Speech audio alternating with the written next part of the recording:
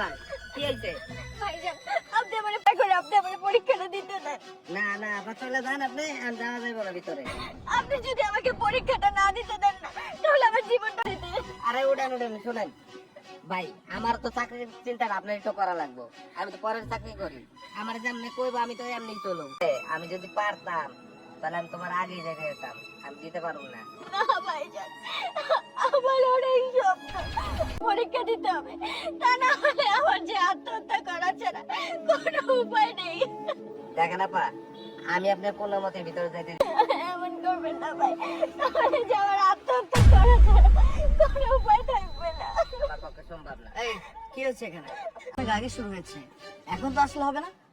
Sir, আমাকে পরীক্ষাটা দিতে দিন স্যার, প্লিজ স্যার।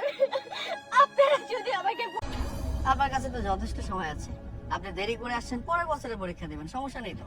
না না স্যার, পরের বছর পরীক্ষা দাও, আমার পক্ষে সেটা। আর দেখুন, প্রত্যেকটা মা বাবারই স্বপ্ন থাকে সন্তান যেন ভালো কিছু করে, তো এটা তো স্বাভাবিক ব্যাপার।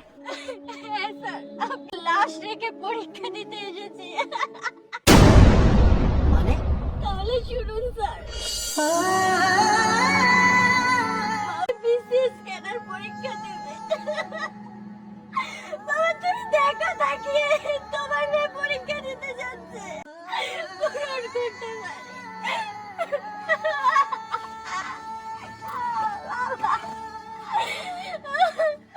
বাবা, তুমি উঠে তোমার মেয়েকে দোয়া করবে না বাবা? ও বাবা, তুমি যদি দোয়া না করো বাবা, তাহলে তোমার পরীক্ষা ভালো।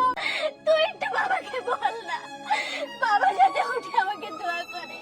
কি হলো বল না, বল। তাদেরকে এতিম করে রেখে চলে গেছে, এখন সবকিছু দায়িত্ব তোরই নিতে হবে।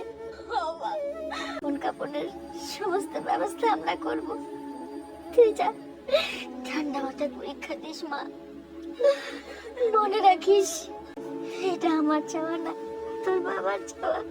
এটুকু মনে রেখে পরীক্ষা দিয়ে আসিস মা। যা, দেরি হয়ে যাবে মা, যা যা। আমি থাকতে পারবো না। বাবা, তুমি আমারে ক্ষমা করে দিও মা, ক্ষমা করে দিও।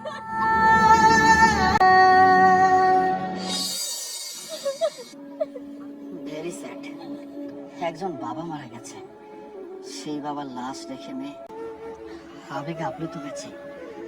মাসুদ সাহেব, স্যার, ওনার পরীক্ষা দেওয়ার ব্যবস্থা করুন। স্যার অলরেডি স্যার 1 ঘন্টা ডান, ডোন্ট ওয়ারি।